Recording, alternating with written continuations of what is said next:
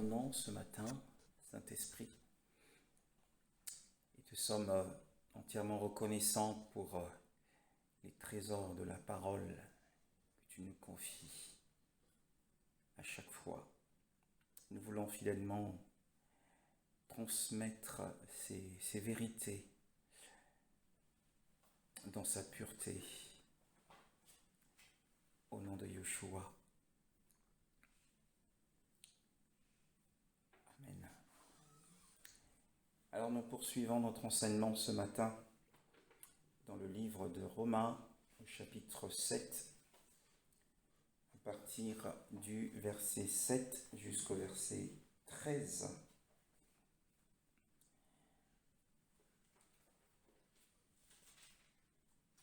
Épître de Paul aux Romains, au chapitre 7, verset 7 jusqu'au verset 13. Que dirons-nous donc? La loi est-elle péché? Certainement pas. Mais je n'ai connu le péché que par l'intermédiaire de la loi. En effet, je n'aurais pas su ce qu'est la convoitise, si la loi n'avait pas dit « tu ne convoiteras pas ». Saisissant l'occasion offerte par ce commandement, le péché a produit en moi toutes sortes de désirs. En effet, sans la loi, le péché est mort. Pour ma part, sans la loi, je vivais autrefois. Mais quand le commandement est venu, le péché a repris vie, et moi, je suis mort. Il s'est trouvé que le commandement qui devait conduire à la vie m'a conduit à la mort. En effet, le péché, saisissant l'occasion offerte par le commandement, m'a trompé, et par lui m'a donné la mort. Ainsi donc, la loi est sainte, et le commandement est saint, juste et bon. Ce qui est bon est-il donc devenu synonyme de mort pour moi? Certainement pas. Au contraire, c'est la faute du péché. Il s'est manifesté comme péché en me donnant la mort par ce qui est bon, et ainsi, par l'intermédiaire du commandement, il montre son caractère extrêmement mauvais. Voilà, le thème que le Saint-Esprit nous a donné ce matin, c'est celui de l'opposition enracinée entre l'homme et Dieu. L'opposition enracinée entre l'homme et Dieu. À partir du verset 7, une suggestion est faite par la sagesse. La sagesse suggère et la sagesse donne la réponse. Que dirons-nous donc? La Torah, c'est-à-dire la loi, est-elle péché? Pourquoi une telle question? Eh bien parce que dans ce concours, dans l'examen de ce texte et dans d'autres passages, l'Esprit de Dieu semble avoir parlé contre la loi. Et il est donc normal que la question soit posée, que l'apôtre Paul pose cette question. La loi est-elle péché? Et l'objection de l'apôtre est un rejet, que cela n'arrive jamais, loin de moi, de penser ainsi. Hébreux chapitre 7, le verset 19, nous dit quelque chose au sujet du but de la loi. Dans le livre des Hébreux, chapitre 7, le verset 19, que dit la parole?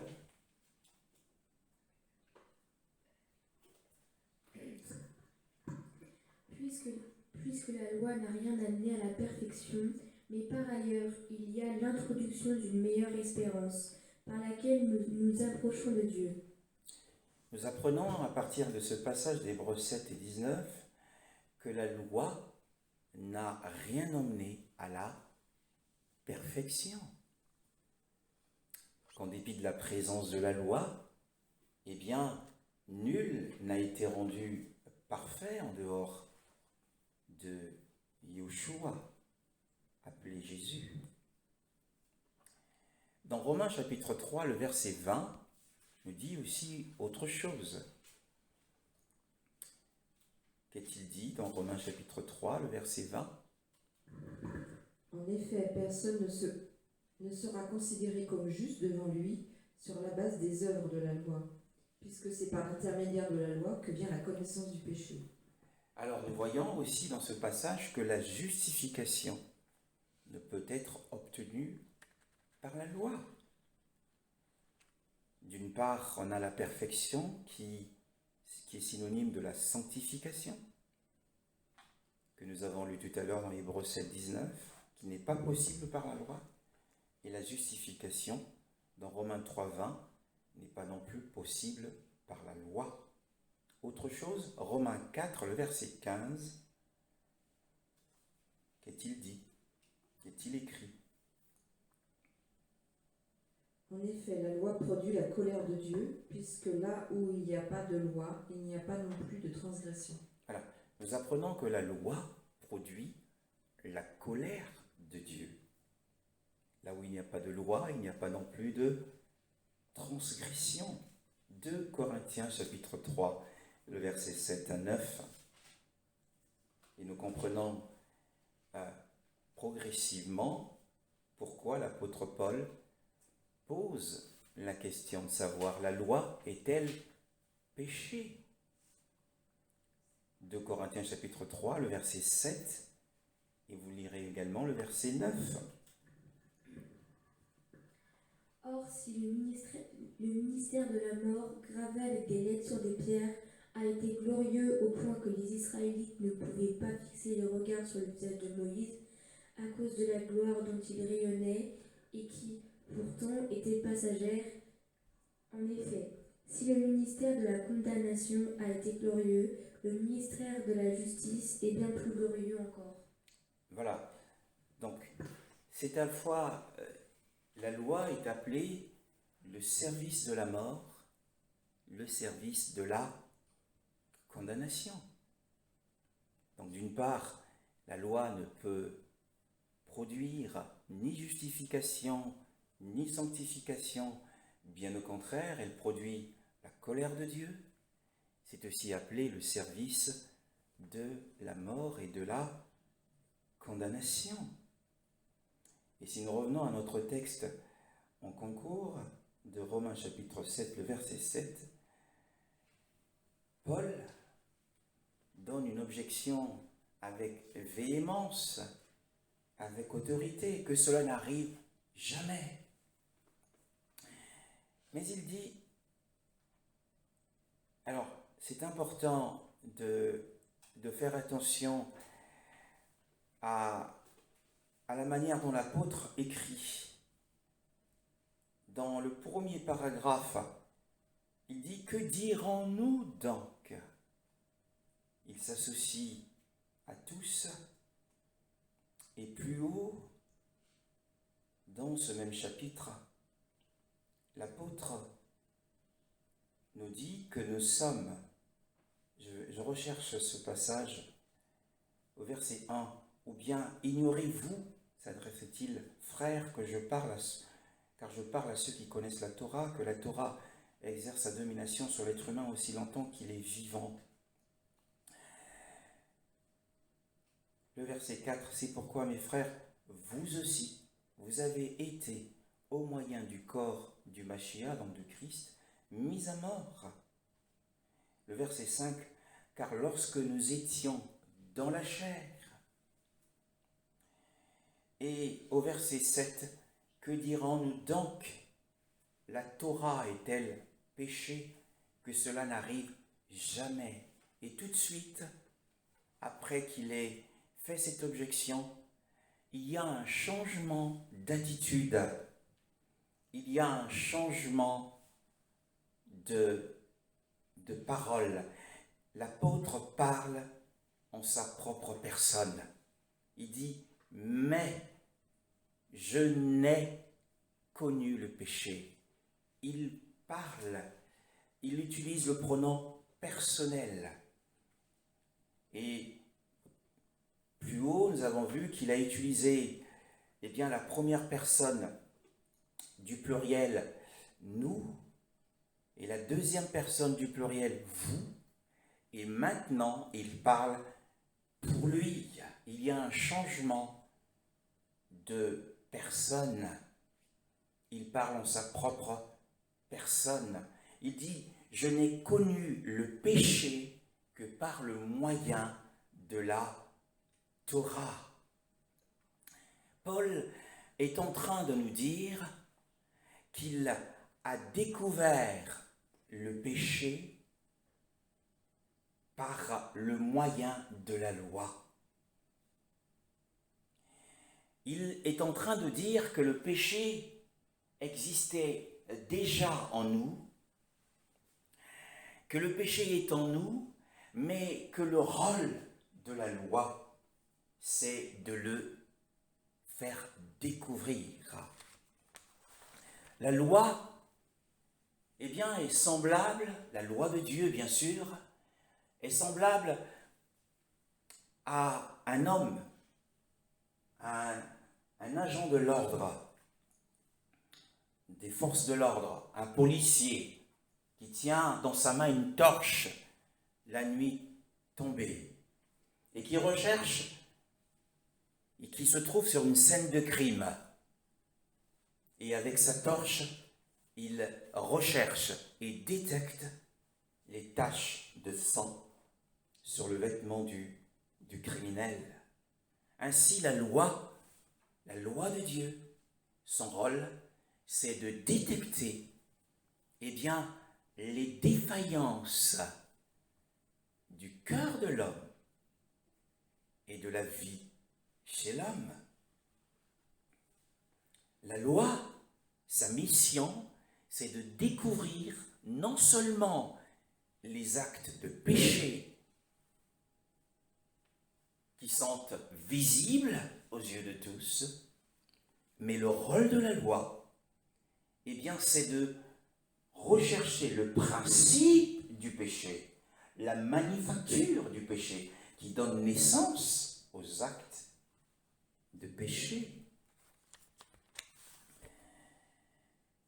Paul, en disant « je n'ai connu la loi, je n'ai connu le péché », est en train de montrer combien le principe du péché, ce péché en lui, est très malin et que ce péché s'oppose continuellement à la volonté de Dieu.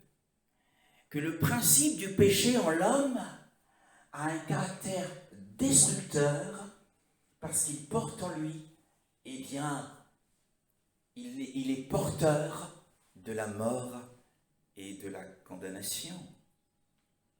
Paul est en train de dire, je n'ai connu le péché, parce que dans ce péché, il y a une profondeur inouïe. Paul a découvert la profondeur inouïe du péché en lui. Il a découvert, eh bien, que ce péché avait une emprise enracinée sur la nature déchue de l'homme. C'est assez éloquent de voir l'apôtre Paul, celui que nous avons toujours élevé, ici, nous parler de cette façon. Nous allons comprendre cela. Eh bien, les sentiments et la position qui engagent l'apôtre dans ce passage, eh bien, nous révèlent ce qu'il était avant d'être appelé Paul. Il s'appelait Saul de Tarse, ou Saul le pharisien. Je n'ai connu le péché que par le moyen de la Torah. Il tient compte de cette profondeur enracinée. Et il n'en avait pas conscience avant. Mais quel est ce péché de Saul de Tarse? Eh bien, parce que nous allons étudier sa biographie. Nous allons étudier ce qu'il a dit lui-même de ce qu'il était avant de devenir Paul. quel est le péché dont il parle, dont il a été convaincu? Parce que quand il dit « je n'ai connu le péché », en réalité, il est en train de dire qu'il a été convaincu de péché que par le moyen de la Torah. Alors qu'ailleurs, ce même Paul dit eh bien, qu'il était irréprochable par rapport à la Torah. Quelle contradiction! Mais quelle est cette forme de péché dont il parle? Eh bien, le verset 7 nous le dit. « Car je n'aurais pas connu la convoitise. » Waouh! Si la Torah n'avait pas dit « tu ne convoiteras pas ». Ah bon? Et donc nous découvrons que le géant armé qui a désarmé l'apôtre Paul, qui l'a mis par terre, qui l'a introduit dans une cellule de prison, c'est le péché de la convoitise. Retournons dans la Torah, dans le livre de l'Exode. Nous aimons la parole du Seigneur.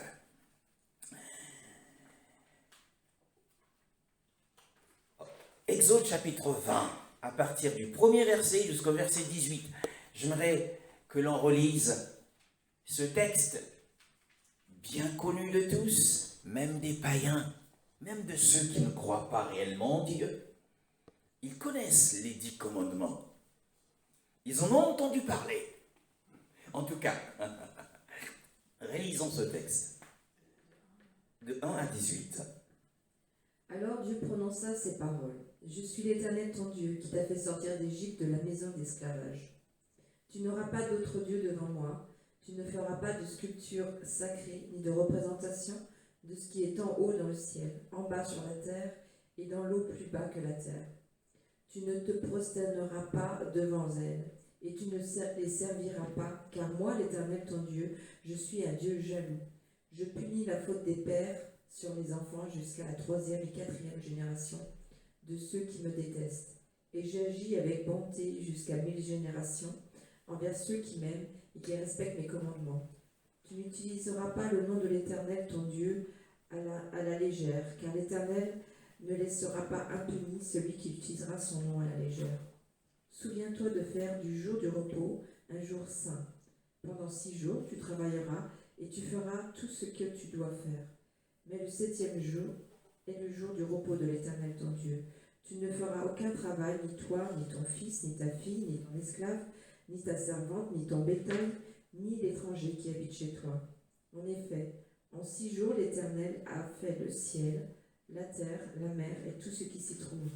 Et il s'est reposé le 7e jour. Voilà pourquoi l'Éternel a béni le jour du repos et en a fait un jour saint.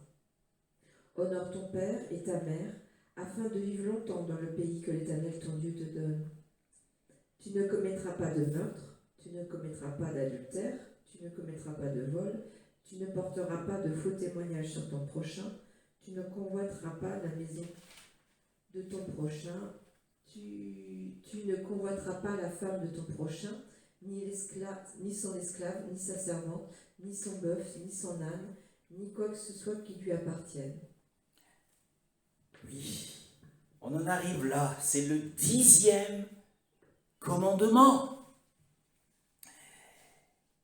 C'est le 10e commandement, c'est la forme du péché qui a conduit, eh bien, Saul de Tarse à la condamnation, qui a fixé son âme à la culpabilité. C'est la seule loi. C'est la seule loi. Auparavant, eh bien, les rabbins, et notamment Gamaliel, le maître, l'ancien professeur de Saul de Tarse, de l'apôtre, prétendait que, eh bien, la convoitise, qui signifie le mauvais désir, ça peut être aussi de la concupiscence, la luxure,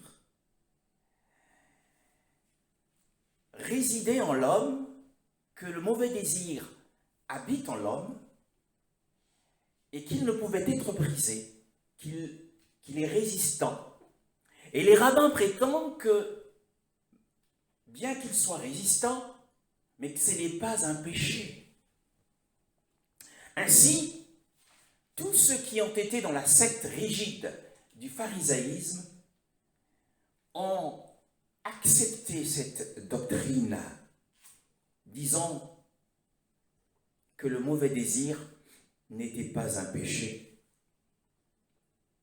Ainsi, l'apôtre Paul était inconscient, longtemps inconscient, de l'étendue des exigences de Dieu, notamment concernant cette unique loi.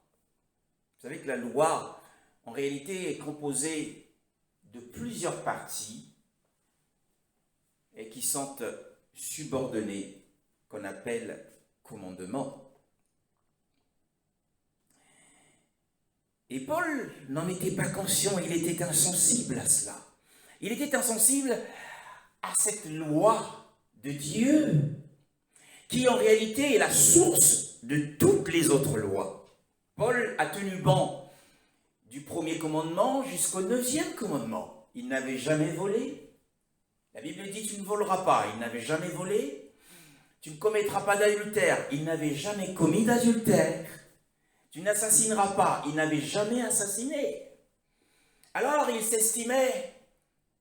estimait qu'il avait une haute position devant Dieu, qu'il était riche en Dieu et qu'il avait accompli la loi, puisque Lévitique, chapitre 18, le verset 5, nous dit, eh bien, que vous garderez mes statuts et mes ordonnances, et quiconque les observera aura la vie par elle.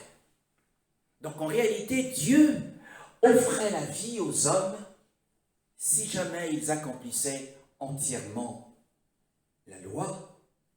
La vie éternelle était promise à ceux qui accompliraient entièrement la loi. Et Paul estimait qu'il était possesseur de cette vie. Mais il avait oublié que la loi, le seul commandement au sujet de la convoitise, était le commandement de Dieu qui avait un pouvoir pénétrant, avait un pouvoir plongeant, qui va plonger dans les pensées des hommes, qui va plonger dans les affections du cœur, parce que c'est de là que découlent les actes des hommes. Dieu exige non pas seulement des actes justes, d'après d'autres commandements, mais il exige également que les motifs soient justes. Et si nous revenons à notre texte de Romains chapitre 7, le verset 7, nous voyons qu'il y a, Paul ici est en train d'afficher quelque chose qui est commun à tous les hommes. Il dit, eh bien, je n'aurais pas connu la convoitise si la Torah n'avait pas dit, tu ne convoiteras pas. Donc il y a manifestement une opposition racinée qui se trouve dans l'âme, en relation avec la volonté de Dieu. Et Paul prend son propre exemple. Il montre aux hommes qu'il était dans un état non seulement d'ignorance, mais qu'il était un cas de rébellion et qui servait de spécimen et qui nous sert d'exemple aujourd'hui. Dieu donne un ordre, il dit tu ne convoiteras pas. Et parce qu'il a donné cet ordre, eh bien dans le cœur de l'apôtre, la convoitise s'est levée. L'opposition enracinée entre l'homme et Dieu. Dieu dit tu ne convoites pas, mais la convoitise se lève. Tu dis à un frère, Dieu te dit viens, et le frère dit je ne viens pas. L'opposition enracinée entre l'homme et Dieu. Et Dieu interdit le mauvais désir. Alors Paul, en ayant parvenu à la connaissance de cette vérité, puisque la Bible dit, celui qui brise un des commandements a brisé les autres commandements, et donc placé sous la malédiction et sous la mort. Alors la loi a convaincu Paul, non pas qu'il avait commis un acte mauvais, mais parce qu'il avait eu des mauvais désirs. Paul pouvait entrer, Saul de Tarse, entrer dans une maison et voir sur la table de cette maison un lingot d'or. Il connaît la loi. Et il se dit, la loi me dit, tu ne voleras pas. Alors, il a la maîtrise de sa main, mais il n'avait pas la maîtrise de son cœur. Le mouvement de son cœur avait dévancé l'action de sa main. C'est cela la convoitise. Mais il avait convoité le lingot. Et pour Dieu, il est aussi coupable que s'il l'avait volé avec sa main. C'est terrible. Il dit, je n'ai connu. Donc se réfère à la conviction de la loi. Le 10e commandement, mes bien-aimés dans le Seigneur, c'est le commandement qui a fait tomber le meilleur des hommes. Aucun homme en dehors de Jésus, en dehors de Yahushua, n'a accompli toute la loi. Mais celui qui accomplit les 9 commandements, lorsqu'il arrive au 10e, il tombera sûrement. Parce que dans la nature même de l'être humain, il y a une racine très profonde. C'est la racine du péché. Je me garde de faire un certain nombre de choses, mais je ne peux pas me garder de mon corps, de mon cœur. C'est pour cela que la Bible nous dit, dans le livre des Proverbes, au chapitre 4, le verset 23, la sœur va le lire, c'est important de le savoir. Proverbes, chapitre 4, le verset 23. Garde ton cœur plus que toute autre chose, car de lui jaillissent les sources de la vie. Oui, c'est du cœur que jaillissent les sources de la vie. Et le Seigneur met le doigt sur cette source. Si la source est bonne, les actions seront bonnes. Si le motif de mon cœur est bon, eh bien je ne convoiterai pas ou je ne prendrai pas quelque chose qui appartient à mon voisin, à mon prochain. En réalité, puisque Dieu était conscient que le mal habite en l'homme, la demeure perpétuelle des mauvaises pensées se trouve en l'homme. Et si un frère du temps de Saul de Tarse avait une vision, avait vu Paul en train de voler quelque part, et allait lui dire, frère, je t'ai vu en vision, tu étais en train de voler un bien appartenant à ton prochain. Saul aurait dû lui dire, lui aurait dit, mais frère, c'est une fausse vision. C'est une fausse vision, ce n'est pas de Dieu ta vision.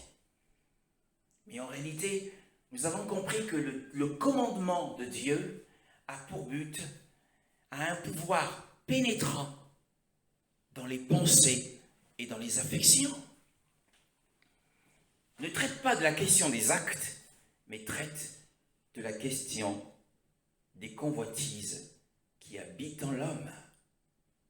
Et donc la demeure perpétuelle des mauvaises pensées sont fixées dans la volonté de l'homme. La volonté de Dieu est bonne, mais le mal réside dans la volonté de l'homme. Et comment ces deux personnes peuvent-elles vivre ou cohabiter ensemble? Le verset 8. Mais, saisissant l'occasion, le péché produisit en moi, par le moyen du commandement, toutes sortes de convoitises, parce que sans la Torah, le péché est mort. Le péché ici, c'est la nature pécheresse de l'homme dont il parle. Le commandement ici, c'est le 10e commandement dont nous parlons, qui est le géant armé qui a enfermé tous les hommes. Il n'y a aucun homme qui n'ait jamais eu de mauvaises pensées en dehors de Jésus. Il n'y a aucun homme qui n'ait jamais eu de mauvais désirs dans son cœur. Alors c'est ce seul commandement qui a enfermé tous les hommes. Un homme peut paraître juste. Même les moines qui sont dans les monastères, ils sont tous tombés sous le 10e commandement. Dieu les aura que là. Parce que leur cœur travaille plus que leur corps. Et leurs pensées voyagent. Ils se disent qu'ils sont loin du mort, mais dans leurs pensées, ils sont dans la mort. Et c'était le cas de Saul de Tarse. C'est terrible. C'est un péché. C'est un commandement terrible. Et il dit, le péché, donc la nature pécheresse en l'homme, a saisi l'occasion. Alors, à quel moment, comment est-ce que ce péché se saisit-il de l'occasion pour exercer sa luxure? Nous allons prendre un exemple dans Josué au chapitre 6, le verset 18 à 19, et le chapitre 7, le verset 1. Josué, chapitre 6, le verset 18 à 19.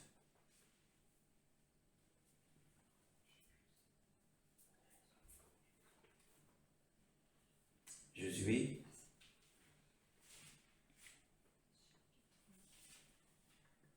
Israël était sur le point de conquérir Jéricho. 18, le verset 18 à 19.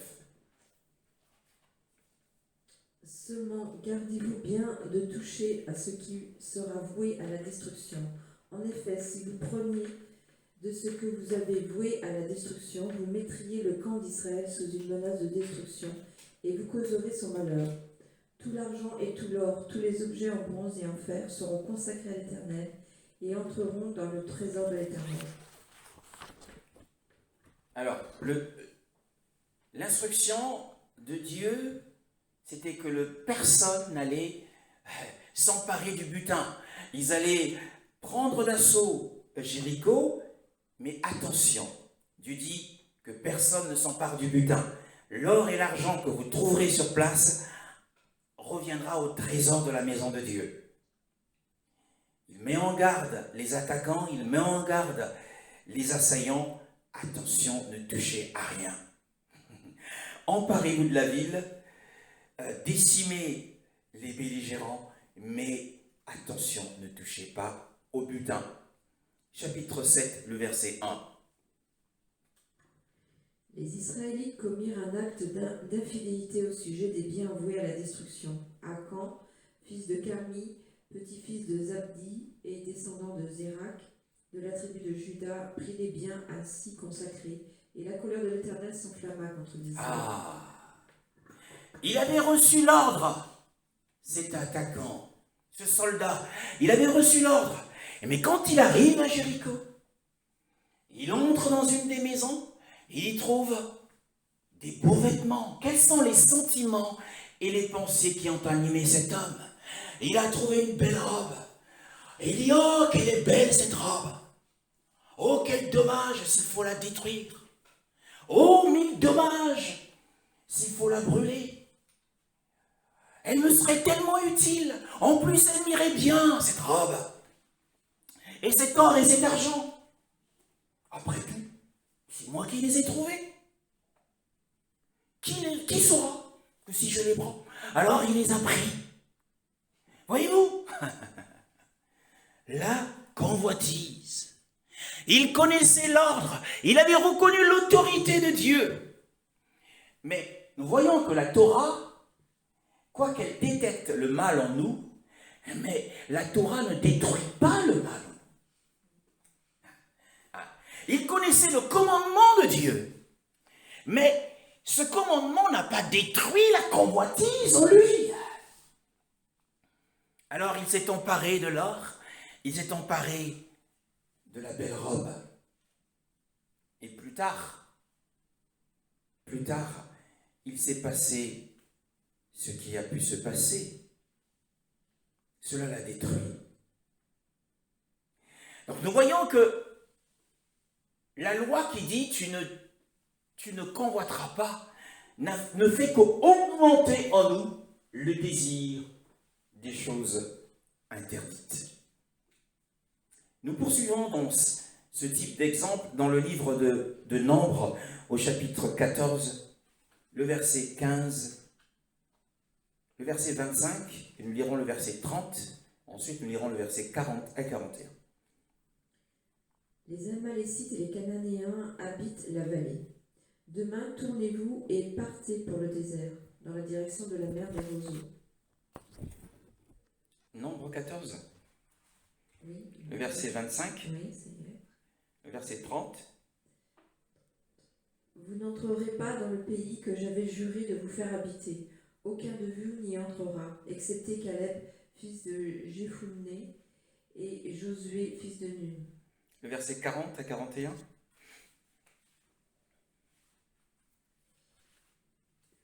Ils se levèrent de bon matin et montèrent au sommet de la montagne en disant : Nous voici, nous monterons à l'endroit dont l'Éternel a parlé. En effet, nous avons péché. Moïse dit : Pourquoi enfreignez-vous l'ordre de l'Éternel ? Cela ne réussira pas. Ne montez pas, car l'Éternel n'est pas au milieu de vous. Ne vous faites pas battre par vos ennemis. Alors, dans cette histoire, Israël arrive aux confins du pays de l'espérance, Canaan, là où ils sont installés aujourd'hui. Alors, Dieu leur dit, il envoie des espions pour une mission de reconnaissance, et les espions reviennent au campement et font leur rapport. Alors le peuple s'alarme. Dieu leur dit, allez, prenez possession du pays de l'espérance. Ils se plaignent, ils disent, c'est un piège. Parce que les gens qui y habitent, c'est des géants. Mais ils vont nous dévorer. Faisons-nous un nouveau chef et retournons en Égypte. Dieu leur dit, allez et prenez possession. Ils refusent d'y aller. Alors Dieu décide, au verset que tu as lu, le verset 30, il dit, écoutez, vous n'entrerez plus dans ce pays de l'espérance. C'est fini. Vous n'y entrerez plus. Vous mourrez tous dans le désert. Et Dieu leur dit, retournez sur le chemin de la mer Rouge. Et au verset 40, ils se disent, Dieu leur dit, vous n'y entrerez plus. C'était le commandement de Dieu. Et au verset 40, ils se disent, bon, on va y aller. Quand Dieu leur dit, allez, ils refusent d'y aller. Et Dieu leur dit, vous n'y entrerez plus, n'y allez plus. Ils se disent, maintenant, allons-y. Voyez-vous la contradiction, l'opposition enracinée entre l'homme et Dieu. Le mal réside dans notre volonté. Et Moïse leur dit, mais arrêtez, ne montez pas, ne transgressez pas contre l'ordre de Dieu. Il a dit, n'y allez plus. Ils y sont allés quand même. Et ils ont trouvé la mort sur leur chemin. Nous voyons que la loi nous fait découvrir le péché, mais la loi irrite, attise le désir des objets interdits. Et l'apôtre Paul dit, mais saisissant l'occasion, le péché produisit en moi, par le moyen du commandement, toutes sortes de convoitises, parce que sans la Torah, le péché est mort. Joseph était conscient de l'autorité de Dieu. Quand la femme de cet officier supérieur, chez qui il était intendant, s'est saisie de lui, viens commettre l'adultère avec moi. Il dit, comment pécherais-je ainsi contre Dieu et commettrais-je un si grand mal? Il était conscient de l'autorité de Dieu. mais le désir est monté dans son cœur. C'est pour cette raison qu'il a abandonné son vêtement et qu'il est sorti en courant de la maison. Pourquoi a-t-il couru? Parce qu'il savait que le péché, saisissant l'occasion, a commencé à monter dans sa poitrine. Il fallait qu'il s'en échappe et qu'il fuit. C'était la seule solution. C'était la seule solution. Alors le verset 9 de Romains chapitre 7. Mais autrefois, sans Torah, je vivais. Waouh! L'apôtre nous dit qu'il était un être vivant. On parle, être vivant, on parle non seulement de la vie animale que nous partageons tous, mais ici, Paul, en réalité, cela signifie qu'il était ignorant de l'attitude de la loi qui consiste à infliger la mort à ceux qui enfreignent cette loi. Par la vie, eh bien, l'apôtre Paul voulait simplement dire que son cœur était rempli de paix, son cœur était rempli de sécurité, et qu'il croyait avoir la vie par son obéissance à la loi, et qu'il avait la faveur de Dieu. Nous allons le lire. Paul n'avait aucun sens du péché. Nous allons le lire dans Philippiens chapitre 3, le verset 5 à 6. Philippiens chapitre 3, le verset 5 à 6. La Bible nous dit quelque chose d'intéressant. Et là, nous verrons que, en fonction de cette parole, eh bien, le travail de l'âme de l'apôtre n'avait pas encore commencé.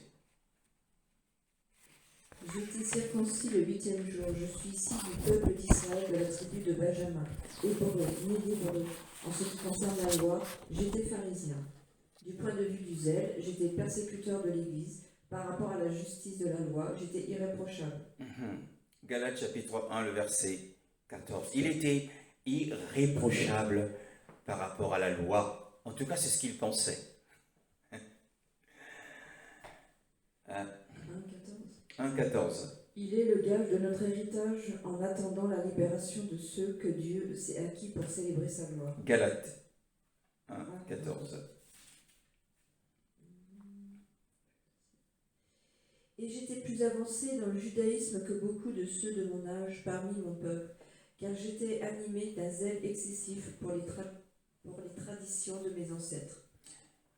Il était, en réalité, animé des hautes pensées de sa grandeur par rapport à ceux de sa génération. Il était insensible à la force de conviction et à la puissance pénétrante de la loi. Donc cet homme avait un sentiment de supériorité et il croyait qu'il n'était pas redevable au Seigneur. C'est ainsi que dans Romains chapitre 7, le verset 9, il dit « Autrefois, sans Torah, je vivais ». Mais comment peut-on dire que l'apôtre était sans loi alors qu'il était juif? Eh bien, c'est parce qu'il n'avait jamais ressenti la profondeur eh bien, du mal qui résidait en lui. Mais quand il dit « Mais quand le commandement étant venu », c'est assez curieux, lui qui était juif, qui était pharisien, est-ce que c'était quelque chose de nouveau pour lui? C'est quelque chose qu'il avait déjà, qu'il connaissait, qu'il avait mémorisé, qu'il avait lu, qu'il avait entendu, qu'il s'était répété et qu'il avait entendu répéter des milliers de fois. Mais il ne ressentait aucune différence. Mais quand il dit « mais le commandement est venu », la parole de Dieu, quand nous la lisons, quand nous l'entendons, quelquefois nous sommes insensibles. Alors, il ne se passe rien. jusqu'au moment où il y a un rayon de lumière qui va entrer en nous. Et nous voilà persuadés, nous voilà convaincus. Et c'est là que nous pouvons voir. Alors l'apôtre a vu, c'est là qu'il a vu, et c'est là qu'il a ressenti. C'est là qu'il a ressenti ce 10e commandement comme une nouvelle loi. C'est ce que signifie le commandement étant venu. C'était arrivé comme quelque chose de nouveau, quelque chose comme une lumière qui avait éclairé sa lanterne. Alors toutes ces espérances de salut par sa propre justice ont été renversées. Cette loi, le commandement dont on parle ici, c'est le 10e commandement, toujours le 10e commandement. Le terrible 10e commandement avec sa force de conviction, avec son pouvoir d'abattre. Et ce pouvoir d'abattre a abattu la haute tour de justice de l'apôtre Paul. Et toutes ses espérances de salut par sa propre justice ont été renversées. Bien-aimés, quand la loi arrive, et à quel moment cela s'est produit? Il dit quoi? Il dit, eh bien, par le moyen, mais quand le commandement étant venu, le péché a repris vie. Et moi, je mourus. Le péché a repris vie, c'est-à-dire le péché a repris de l'activité. Quand le commandement, avec sa lumière, est arrivé, il a pu voir qu'il y avait en lui beaucoup de convoitises et qu'il était semblable à tous les hommes pécheurs.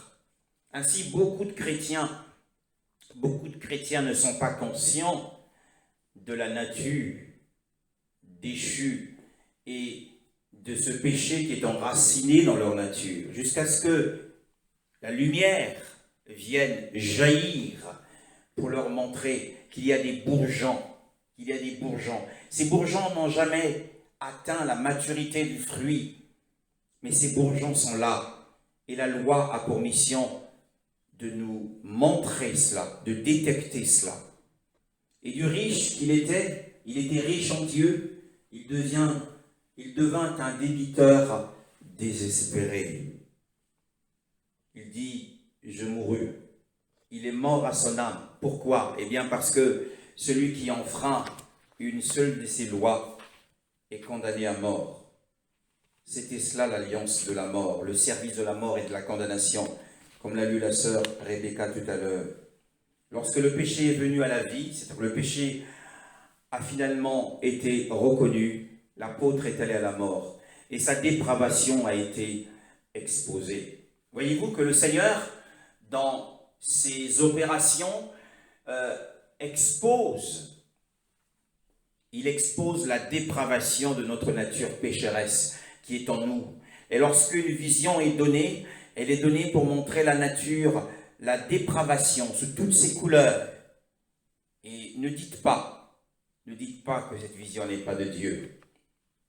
Parce que Dieu vous connaît mieux que quiconque. Et Paul ne l'a pas nié. Il dit dans Galates chapitre 3, je vais le lire, Galates chapitre 3, le verset 21 à 22, la Torah est-elle donc contre les promesses d'Élohim que cela n'arrive jamais? Car s'il avait été donné une Torah qui puisse donner la vie, la justice viendrait vraiment de la Torah. Alors si un seul des hommes de la postérité d'Adam peut accomplir le 10e commandement de la loi, alors tous les hommes peuvent l'accomplir. Mais personne, aucun homme n'a été capable d'accomplir le 10e commandement, le terrible commandement qui se projette dans le cœur, dans les affections du cœur. Et au verset 11 du texte que nous sommes en train de lire, nous aimons la parole du Seigneur. Romains chapitre 7, verset 11. Et c'est un cri de l'apôtre. Car le péché, saisissant l'occasion, m'a trompé par le moyen du commandement et m'a tué par son moyen. Bien-aimé, le péché a trompé l'apôtre Paul, puisque le péché était en sommeil en lui. Le péché était en sommeil, parce qu'il avait cru ce que disaient les rabbins. Alors le péché était en sommeil. Mais la question de savoir, pour nous aujourd'hui, à quel moment l'apôtre Paul a-t-il été tué par le péché? Eh bien, c'est lorsque il a rencontré Jésus, Yahushua, sur le chemin de Damas. Dans Actes chapitre 9, nous parle du chemin de Damas, où Saul de Tarse, la sœur peut le lire, à partir du premier verset jusqu'au verset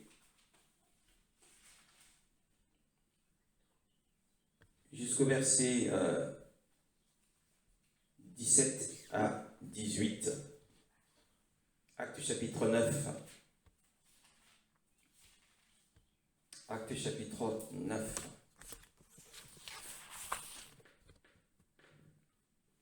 Ananias partit. Une fois entré dans la maison, il posa les mains sur Saul en disant: Saul, mon frère, le Seigneur, le Jésus qui t'est apparu sur le chemin par lequel tu venais, m'a envoyé pour que tu retrouves la vue et que tu sois rempli du Saint-Esprit. Aussitôt, il tomba tout comme des écailles de ses yeux et il retrouva la vue. Il se leva et fut baptisé. Après avoir pris de la nourriture, il retrouva des forces. Il resta quelques jours avec les disciples qui étaient à Damas et se mit aussitôt à proclamer dans les synagogues. Le verset 3, il est dit, au verset 3, tu peux lire le verset 3, s'il te plaît. 9.3. Comme il était en chemin et qu'il approchait de Damas, tout à coup une lumière qui venait du ciel resplendit tout autour de lui. Il tomba par terre et entendit une voix lui dire: Saul, Saul, pourquoi me persécutes-tu? Il répondit: Qui es-tu, Seigneur? Et le Seigneur dit: Moi, je suis Jésus, celui que tu persécutes. Lève les yeux, lève-toi, entre dans la ville et on te dira ce que tu dois faire. Les hommes qui l'accompagnaient s'arrêtèrent, muets de stupeur.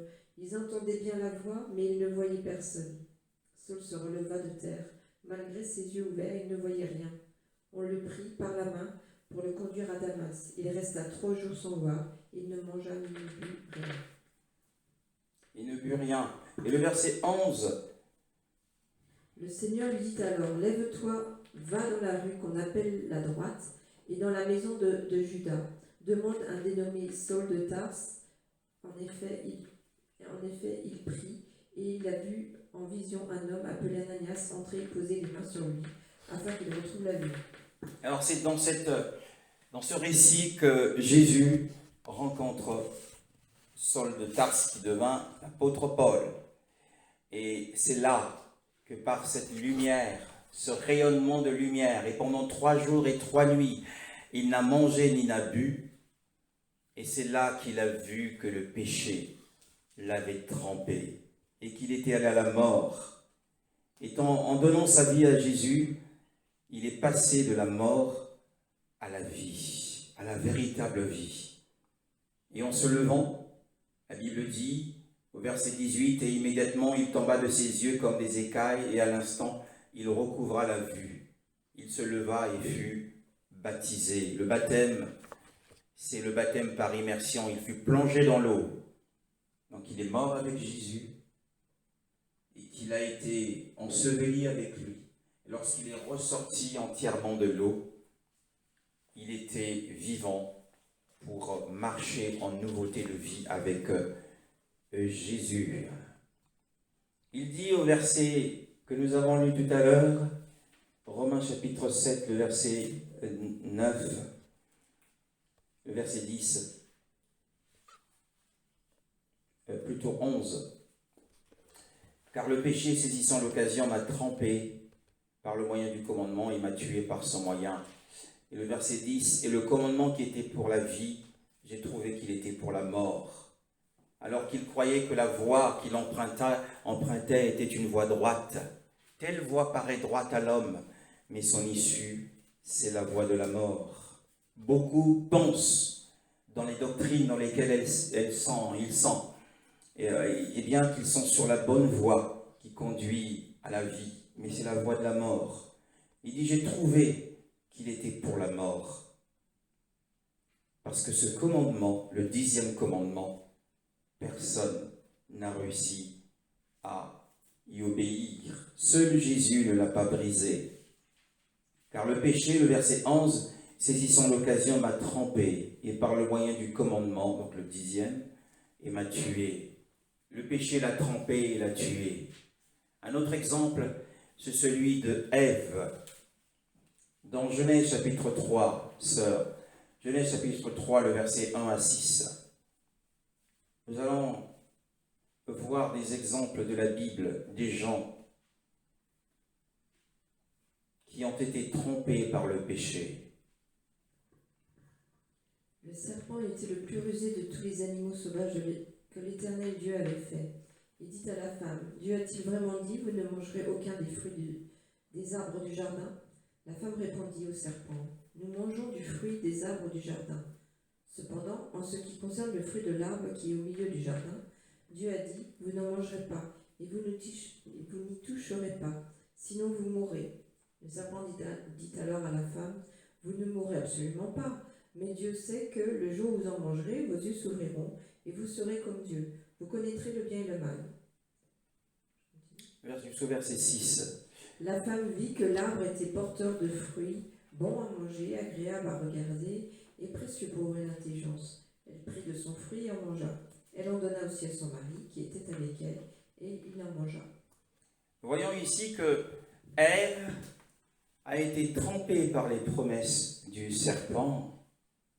Le serpent lui a fait des promesses. Oh, vous ne mourrez pas. Il vous a menti, Dieu vous a menti. Vous pouvez vous servir. Vous pouvez convoiter l'objet interdit. Dieu dit, vous mangerez de tous les fruits des arbres du jardin.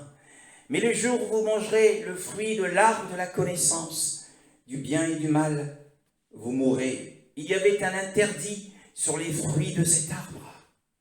Alors le serpent arrive et fait des promesses à Ève en lui disant, bien sûr le serpent ici, Satan a utilisé cet animal. Oh, vous ne mourrez pas. Les promesses du serpent. Mais Dieu sait que le jour où vous en mangerez, vos yeux s'ouvriront et vous serez comme des dieux.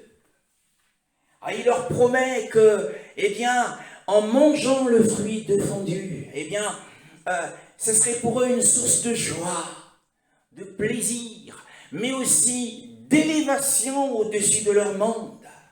Ils seraient comme des dieux. Oh là là. Alors, remplie d'espoir, Ève s'est saisie de ce fruit et l'a mangé. Alors, la joie espérée s'est évanouie. Les espoirs que Satan lui avait vendus se sont également évanouis. À la place, ce n'était pas la joie, mais la honte. La honte, la peur et la condamnation qui ont suivi. Et quand elle comparait devant Dieu, elle dit, le serpent m'a séduite et j'en ai mangé. Et c'était devenu une source de chagrin. Nous voyons que le péché, à travers le serpent, augmente les espoirs de bonheur de la créature. Les espoirs de bonheur de la créature. Un homme voit une femme, une blonde, oh qu'elle est belle. Voit une femme, une brune, oh qu'elle est belle.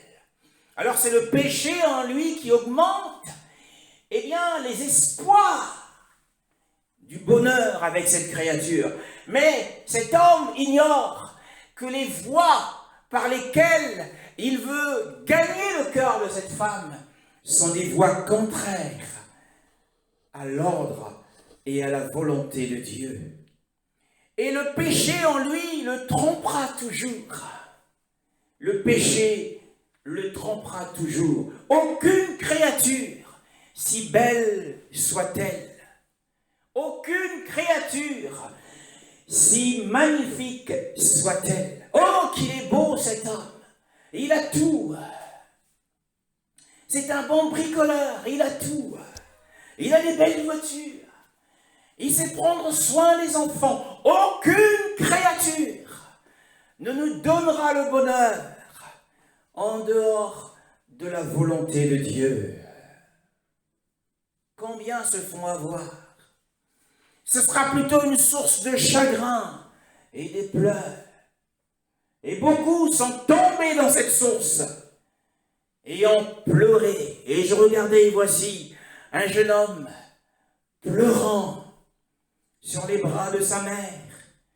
Et sa mère lui dit, mais de toute façon, ce n'était pas la femme de ta vie. Ce jeune homme avait des cheveux lents qui signifiaient la consécration de Dieu. C'était un jeune homme consacré à Dieu depuis sa tendre enfance. Mais il avait dévié et il s'était enamouré d'une créature et pensant que cette créature lui donnerait du bonheur. Mais c'était une source de chagrin. Et il vint poser sa tête sur l'épaule de sa mère. Et sa mère lui dit, ce n'était pas la femme de ta vie. Ce n'était pas dans la volonté de Dieu. Ève, le péché l'a trompée et l'a tuée. Il y a un autre cas dans le livre de 1 roi au chapitre 21. 1 roi au chapitre 21. Il y avait un homme, c'était un roi en Israël. 1 roi au chapitre 21. Eh bien, cet homme pensait qu'il serait heureux parce qu'il avait convoité une parcelle de terre appartenant à un homme. Lisons cette histoire. Il pensait que s'il obtiendrait ce terrain, il serait le plus heureux des hommes. Il serait le plus heureux. 1 roi chapitre 21, à partir du premier verset. Après ces événements, voici ce qui arriva. Un certain Naboth de Jizréel avait une vigne à Jizréel, à côté du palais d'Akab, roi de Samarie. Akab ordonna à Naboth, donne-moi ta vigne, pour que j'en fasse un jardin potager, car elle est tout près de ma maison. Je te donnerai à la place une vigne meilleure, ou si tu préfères, je te paierai sa valeur en argent. Mais Naboth répondit à Akab, que l'Éternel me garde de te donner l'héritage de mes ancêtres. Akab rentra chez lui, triste et irrité à cause de cette réponse que lui avait faite Naboth de Jizréel. Je ne te donnerai pas l'héritage de mes ancêtres. Il se coucha sur son lit, tourna son visage contre le mur et ne mangea rien. Sa femme, Jézabel, vint le trouver et lui dit, pourquoi es-tu triste et ne manges-tu pas? Il lui répondit, c'est parce que j'ai parlé à Naboth de Jezreel et que je lui ai dit, donne-moi ta vigne pour de l'argent, ou si tu veux, je te donnerai une autre vigne à la place. Mais il répondit, je ne te donnerai pas de ma vigne. Alors sa femme, Jézabel, lui dit, est-ce bien toi maintenant qui es roi d'Israël? Lève-toi, prends de la nourriture et que ton cœur se réjouisse. C'est moi qui vais te donner la vigne de Naboth de Jezreel.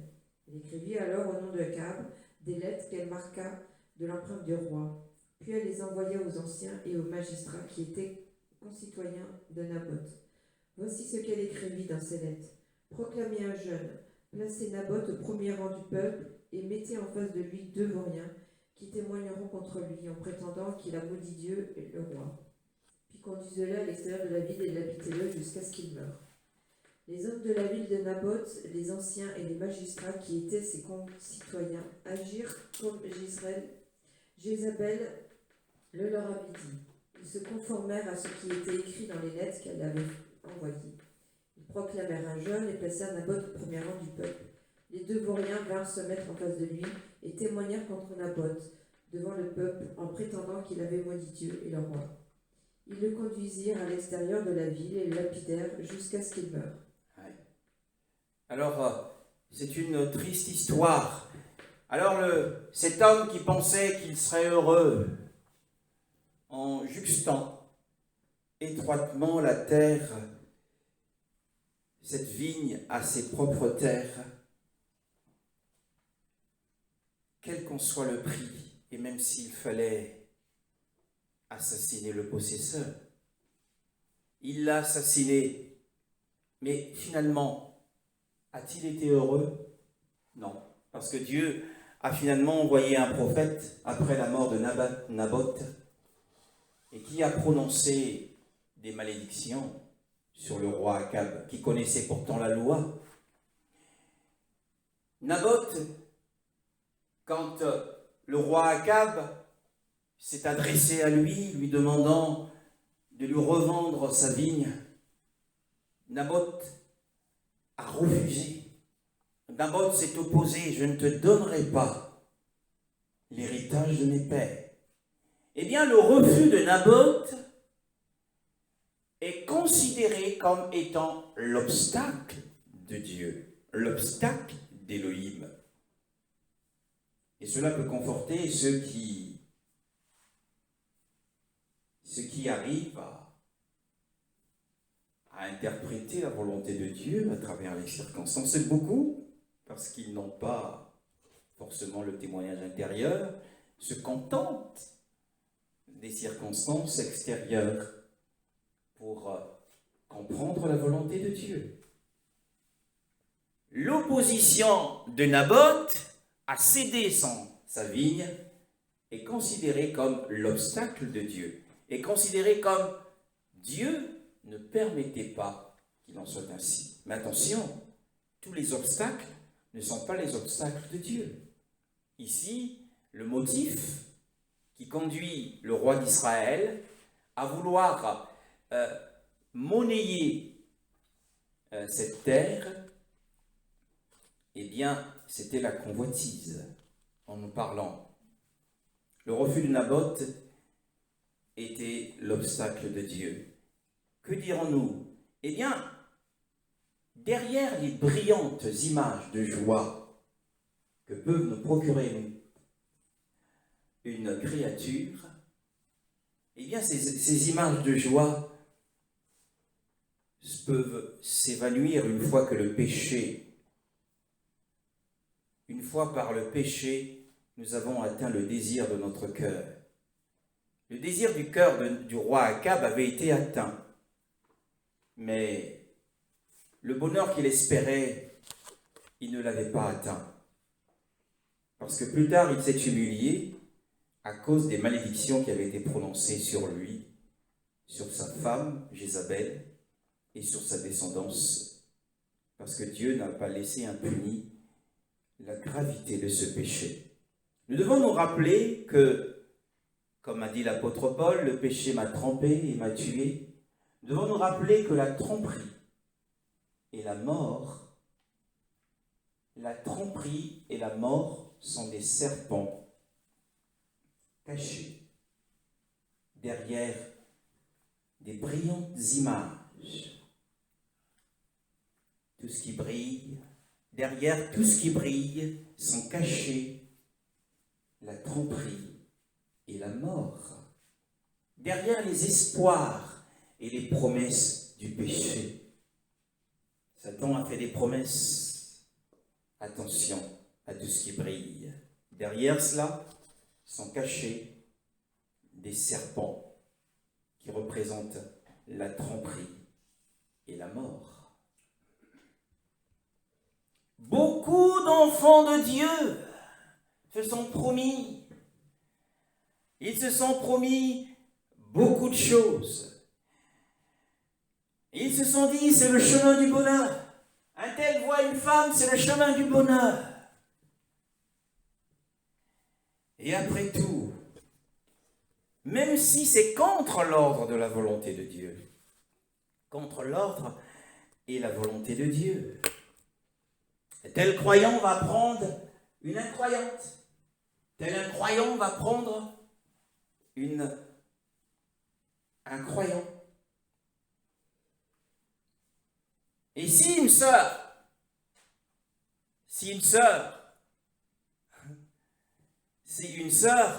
eh bien, se marie avec un croyant, avec un non-croyant, et il se dit, eh bien, par mon influence et par mes prières, je pourrais l'emmener au Seigneur. Parce que sans cet homme, sans cet objet de mon amour, la vie serait sombre, désolée, insipide. Mais la personne ne se rend pas compte que plus tard, elle se retrouvera dans des eaux troubles, tumultueuses, et que finalement, ce mari inconverti ne se serait jamais converti. C'est plutôt le contraire qui se passe dans ces cas-là. Donc derrière les brillantes images, des images séduisantes d'une personne, d'une chose, se cache le plus souvent la tromperie et la mort. Romains chapitre 7. Et nous terminons avec cet enseignement. Ainsi la Torah est vraiment sainte. C'est la conclusion de l'apôtre. Le commandement est saint. Oui, la Torah est sainte à cause de son pouvoir pénétrant pour montrer la dépravation qui se trouve dans le cœur, les défaillances qui se trouvent dans le cœur de l'homme.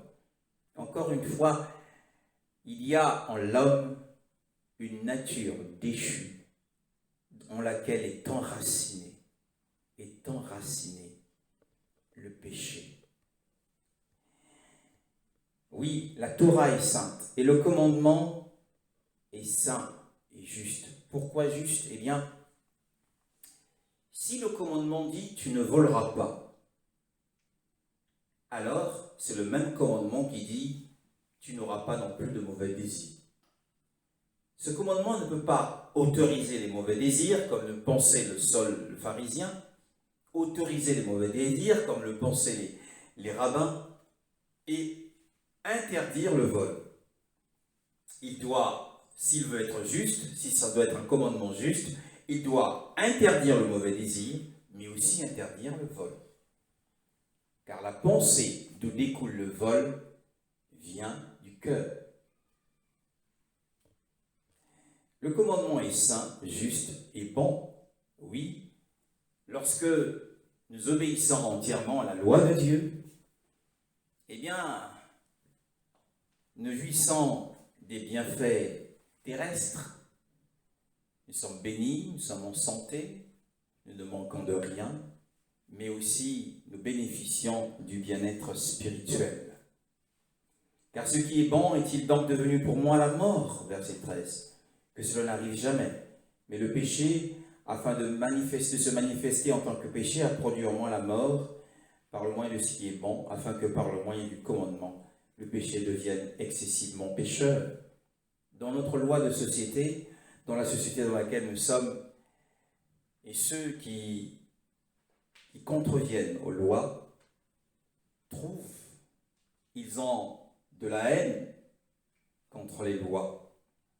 Et ils reportent leur haine sur les forces de l'ordre. Quand ils voient un policier, ils ont de la... Parce que ce policier est le représentant de la loi. Et que celui qui est en face est un rebelle. Et quand ils voient le policier, mais celui qui se comporte bien, le bon citoyen, qui respecte la loi, s'il voit un policier, tout va bien, tout va bien, tout va bien pour celui qui respecte les lois. Mais le contrevenant perpétuel, toujours en rébellion, il n'apprécie pas les lois des nations, il n'apprécie pas les lois de la société. Ainsi, le commandement est bon, bon pour les anges, parce qu'il maintient de l'ordre au ciel, bon pour les saints sur la terre, bien-aimés dans le Seigneur. C'est important. Cet enseignement nous montre la nature qui est en nous, que l'apôtre a découvert finalement, ce qu'il n'avait pas vu auparavant, mais il l'a vu finalement. Il a vu que le péché l'avait trompé et que le péché l'avait tué, comme le péché a trompé Ève, comme il a trompé Akab et bien d'autres dans la parole de Dieu. Nous allons quelque part. Et le prochain enseignement, c'est une question. Peut-on vivre dans une parfaite sainteté sur la terre? C'est la question que nous devons résoudre lors de la prochaine réunion. Paul nous emmène quelque part et Paul nous parle de lui-même.